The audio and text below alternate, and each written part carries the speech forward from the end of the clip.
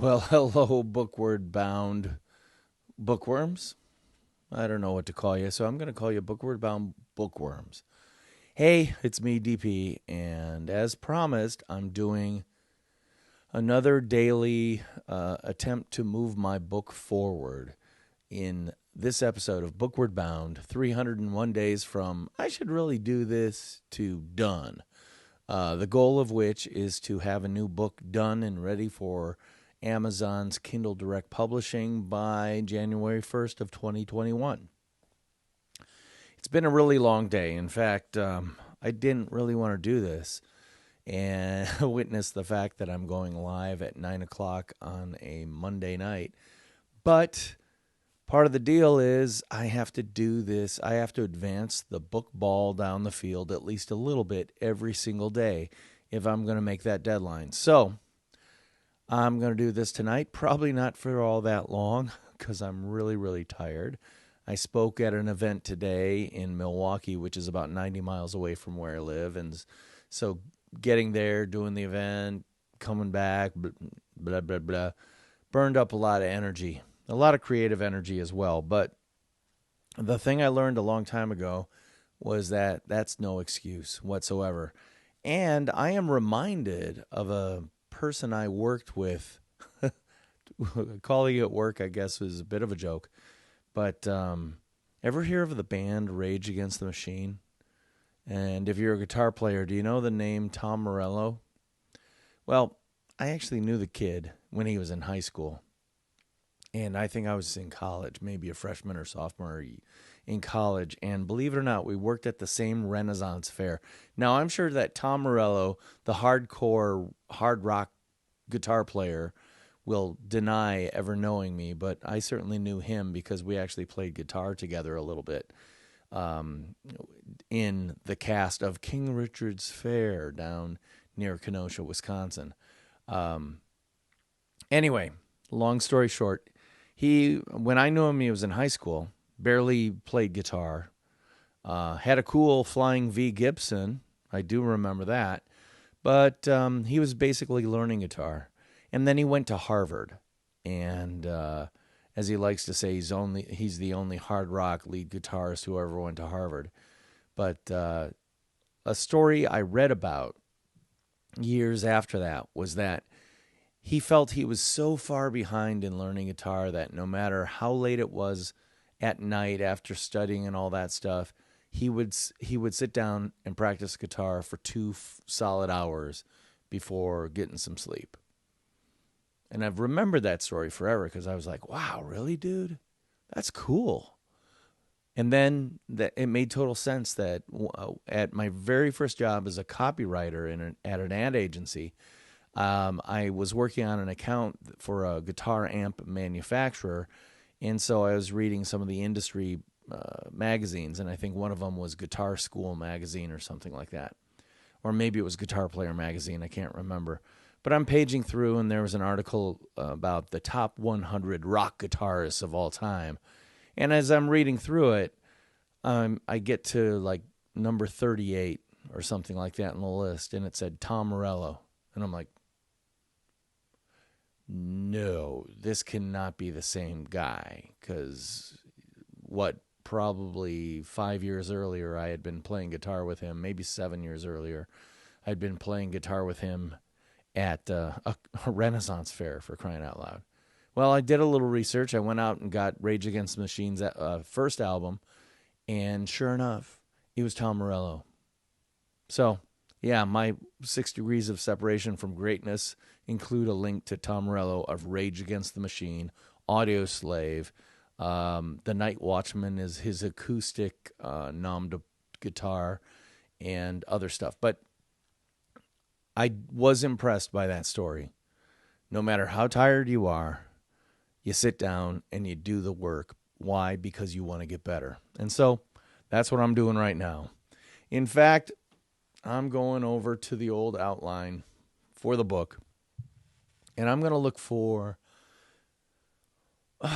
new ideas, new synergies, and stuff like that. And actually, I can use some of the stuff I learned today. I gave a presentation at the Midwest Food Service Expo, which is all for restaurant owners and food service companies, caterers, produce manufacturers, food manufacturers, you name it, distributors, etc. And it was all about branding, of course, because that is my jam. And some of the stuff that was really resonating with the audience, I think I might want to include here. And I think it's going to go under perhaps here. And one thing that I saw really resonating was a section that I called Why Brand? You know, why should you brand? Not only yourself, but your business. And if your business is yourself, it's the same thing. But why do you do that? And I had some lines in there that I think resonated well. Sales is about transactions. Brands are about relationships. And I saw some light bulbs go off over people's heads when I started talking about that. And then another one was brands make promises. Brands, no, make promises and fulfill them. So once again, I hadn't thought about including this in the book, but I'm finding what resonates with people, and it's all related to the subject of branding, both yourself or your company. So why not plug it in the book? Let's see, brand. Make that brands plural.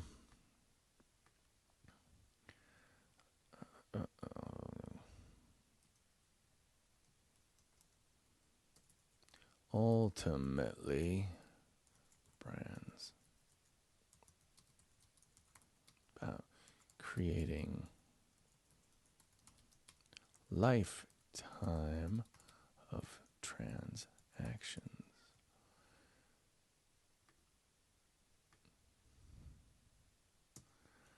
And then brands. I want to make it.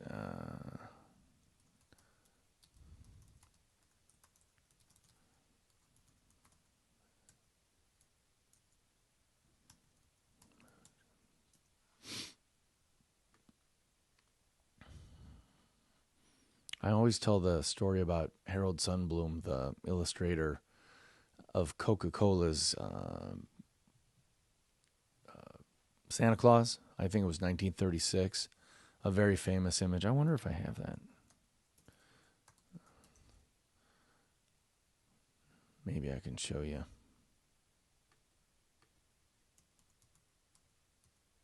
Yep, right there. This is, I think, hold on. I think that's 1936, maybe. But this image of Santa Claus is now the Santa Claus we expect to see, in spite of the fact that the original Santa Claus is described by Clement Moore's book, 'Twas the Night Before Christmas. I can maybe show you that. Was this little elf. Let's go Clement Moore.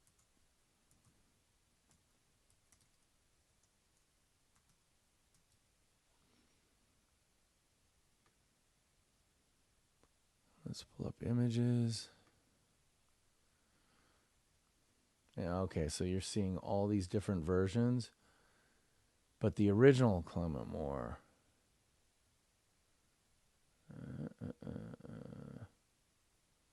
See the big old fat elf in red and white and all that stuff?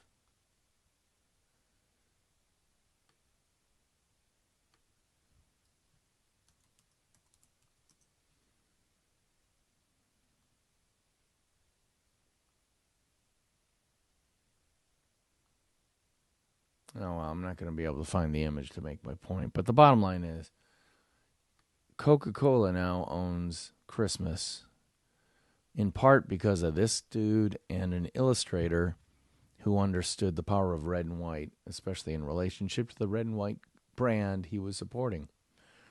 But that makes a great story about making the emotional connection of brands. Brands aren't just about preference.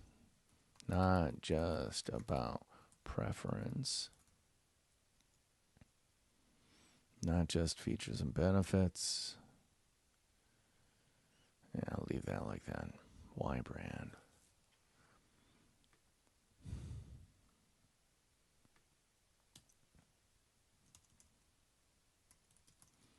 Be one of.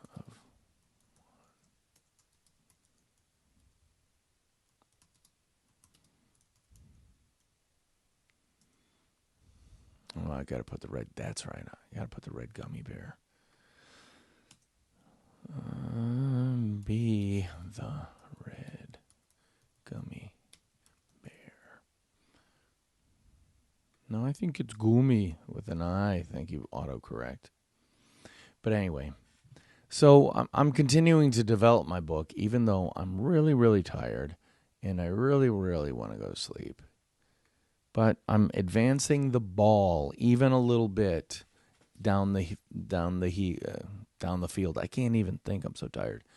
But that's part of building a book or creating a book is the operative analogy or literary allusion I'm using, or allegory.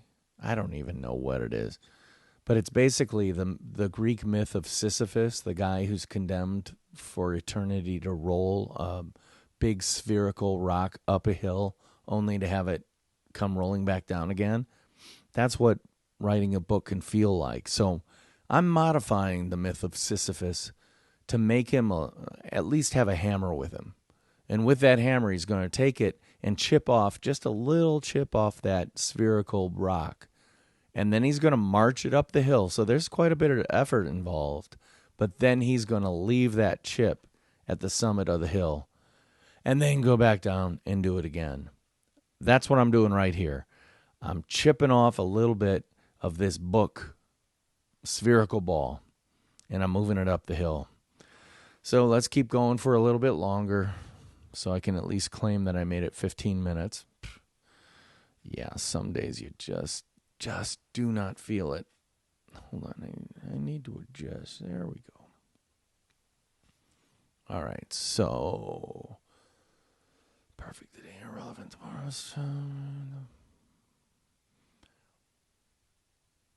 Got a bunch of pull quotes from, I've had all these people on my podcast. I'm actually going to listen back to the podcast and find really good pull quotes from them to include in the book, which will then give me the opportunity to contact those people and say, hey, do you mind if I use this in my book? And most of them, probably all of them, will say, no, that's great. Yeah, go ahead and do it. And maybe I can then say, hey, and if you like the book, can I send you a copy of the PDF right before it's published so I could maybe see if you would blurb it, write a blurb for the front or the back?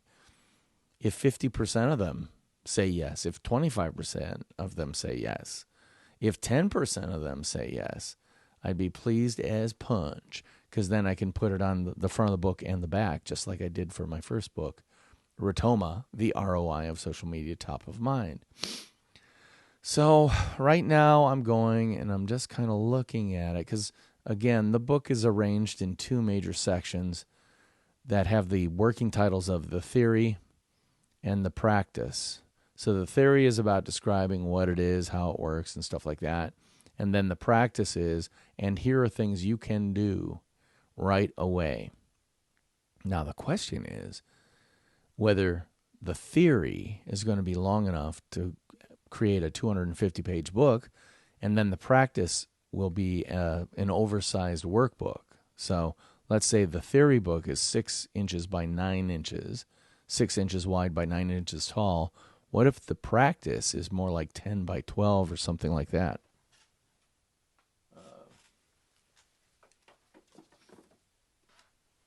Okay.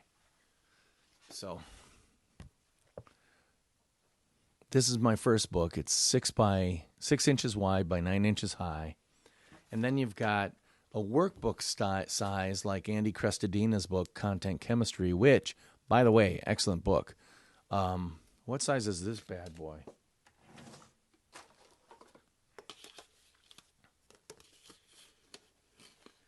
It is 8 inches by 10 inches. So maybe that's how I'll do it. Have a 6x9 for the theory section and then a 8x10 for the workbook section, because then you have room for writing in it and stuff like that. Maybe what I'll do is go back here and say, Tilly. Tilly is one of our 2 dogs, and she's a sweetheart, but she's a pain in my butt. Because she likes to come down there and say, play with me. Okay, so 6x9. I think that'd be good to have 2 books.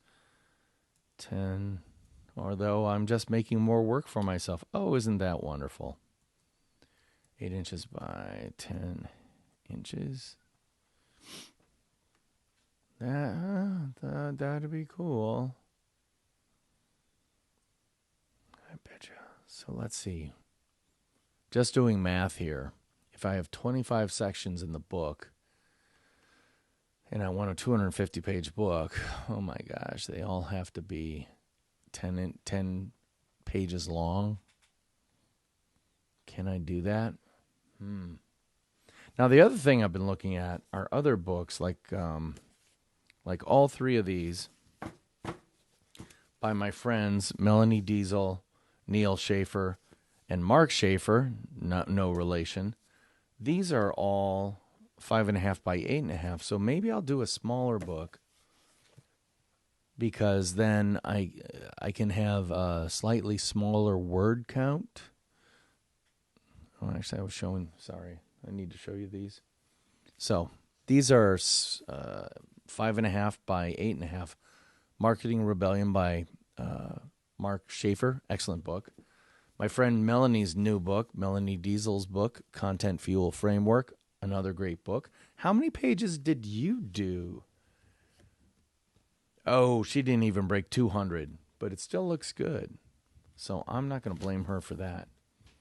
Maybe I can do a 200-page book, because then it's... Neil Schaefer, he did... Well, he's got a lot of stuff in the back and index and all that stuff. So let's just say he got to around 250 pages. So again, one of the best ways to know how big your book should be is compare it to other books that you enjoyed and find valuable, and then extrapolate on that, saying, well, I don't think I need to be as big and double-spaced as Marketing Rebellion, but I don't need to be as dense as one of these others as well. So, it's something to think about. But see, here's the thing. Had I not come down here going, I'm too tired, I can't think, I wouldn't have thought about that. And now I'm coming up with a strategy for my book that may actually make it a little bit easier for me. Like, what if I do 5.5 by, what is that, 5.5 by 8.5? Yeah, 5.5 by 8.5, 200 and so pages. And then I do the workbook too. Then I have the potential to provide more value to people who want the book. You know, you can get the book, read it, go, oh, I'd really like to do a lot of these exercises, then get the workbook. And maybe if you buy it from my website, I can come up with a special bundled price or something like that. That's how you add more value to the book purchase. And that's how, frankly, you can make a better royalty off every purchase you do. So, or every book that you sell. Something worth thinking about. And I am going to think about it. So, guess what? I didn't want to come down here and do this. Yet by doing it, I discovered something that may make my books, maybe two, better, interesting. I wouldn't have done that had I not come down here to do that. Hey, my whole process is working. All right, so this is a very small chip that I'm walking up the hill and placing at the summit, but that Sisyphean spherical ball is just that much smaller as I work toward creating a book, or possibly two. Oh, geez, did I just commit to making two by January 1st, 2021, in order to have some to show off at Social Media Marketing World? Yeah, that's the way it works. Make a promise, have people like you keep me accountable, and actually get stuff done. Cool. I'm DP Knudten for the Nonfiction Brand Podcast. Episode 81 just dropped today, so check that out with Nate Shields, a cool guy who's doing both real estate and app development for a school district platform level application that could really be helpful to parents at the same time. So, and maintaining a balance of life here in Madison, Wisconsin. So I think it makes for a very interesting episode. Check it out. That's episode 81 of the Nonfiction Brand Podcast with me, DP Knudten, and my special guest, Nate Shields. For the Nonfiction Brand Podcast and Nonfiction Brandversity, a free Facebook group you can join. Just search Nonfiction Brandversity on Facebook. Ask to join, and you're in. That's it for me today. Thanks so much for watching, and I'll talk to you next time. There's the music. Bye-bye.